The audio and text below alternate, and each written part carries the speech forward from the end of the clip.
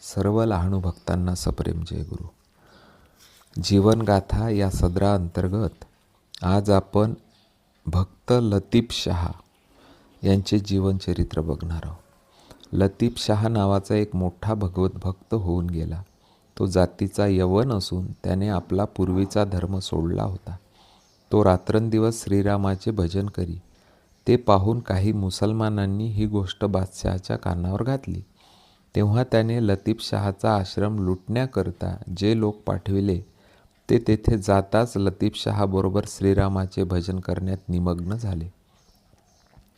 बराच वेळ वाट पाहून व गेलेल्या मंडळीपैकी कोणीच परत येत नाही असे पाहून स्वतः बादशाह लतीफ शाहकडे निघाला.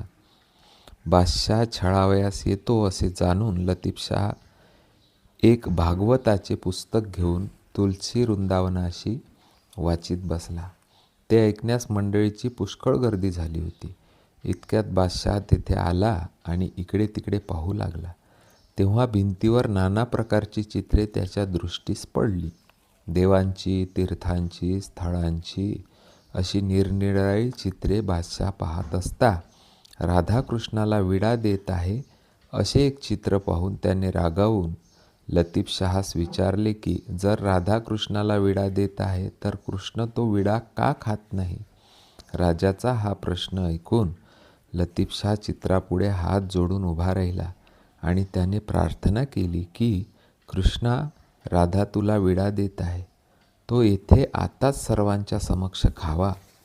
ती प्रार्थना ऐकून भक्तांचे समाधान करण्याकरता त्यावेळेस असा चमत्कार झाला की कृष्णाचे तोंड उघडले आणि राधेने हातातील विडा त्याच्या मुखात घातला. या गोष्टीच्या साक्षीसाठी राधेच्या हातातील विड्याचा हिरवा रंग तिथल्या तेथे नाहीसा झाला. तो चमत्कार पाहून बादशाह लतीफ शाह शरण गेला.